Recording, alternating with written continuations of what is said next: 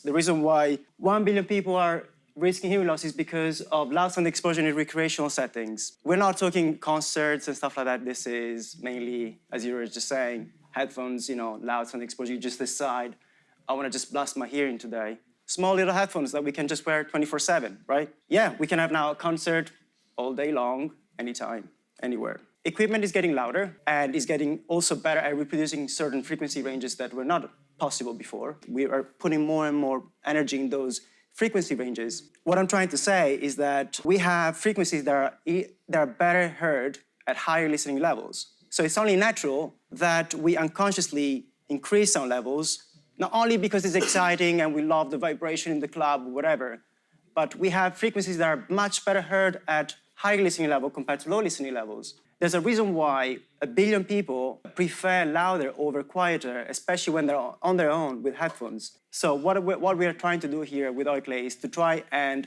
have loud without being loud. And it might be contradictory at first. How can you have something loud but not loud? So how our technology works.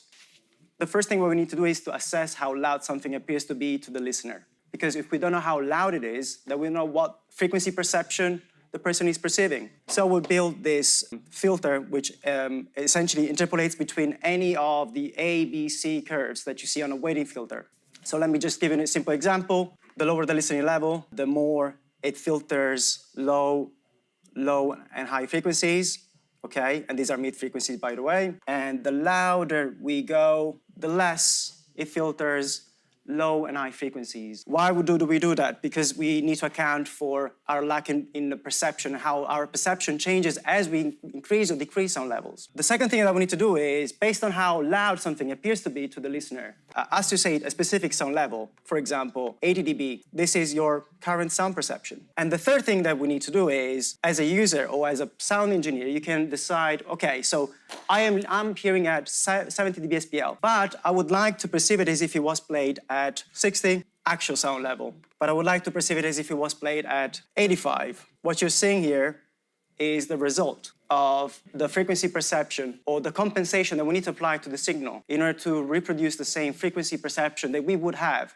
if we were playing that audio file at a higher level. The more I decrease it, obviously the more I need to compensate. We all probably hear differently. And the data that we use to make these calculations are based on the latest ISO 2003, which are essentially an average of 20,000 hearing profile from Japan. But we can all assume that despite we all hear slightly differently, we all exhibit the same differences between low and high listening levels. We all lack in low and high frequency perception, particularly low listening levels.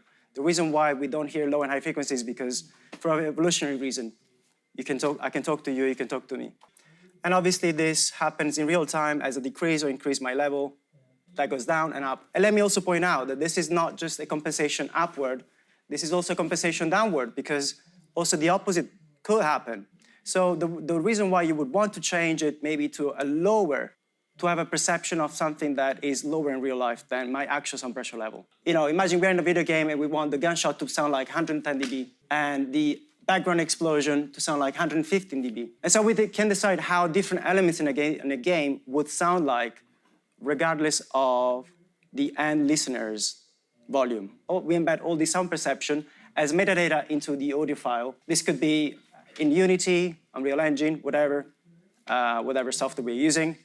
And on the other end, based on the final listening levels, we can adjust each frequency content or frequency perception of every sound so that the creator essentially makes something that appears to be exactly like he wants.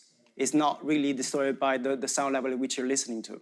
The next thing is that as a result, what we get is a much more enhanced listening experience, but at safer listening level, because we are not asking the listener or the gamer or the watcher, whatever that is, to increase sound levels to get or to unlock those frequencies that would otherwise be hard to hear at low listening level, because we put so much content in those frequencies that are better heard at high listening levels. Simple as that. And we tested it. We recreated a full video game, not ourselves, we just took a video recording screen of a video game, Destiny. We recreated all the sound design, all the music and everything, and we applied our perception, on every single sound. And we tested with 115 people. And we let them hear the original version and then the processed version. And at the end of it, what we found was that 85% of them felt that they didn't need to increase sound levels when they were listening to the processed version. The second thing was that they were happy with their experience when it was processed. In the main product, we also have other features such as when you go too loud, there will be a push notification. When you've been listening for too long, hey, hearing fatigue, why don't you take a break, a 15-minute break? And during the break, we will lower the level. When you come back, your hearing is a little reset, and then you can do A/B between what you were listening before and after, so that you can train yourself. Oh, wow, I was listening that loud before? Wow, okay, maybe over time, I should turn down my level. And you have also the option to virtually perceive it louder than it was. Thank you for listening.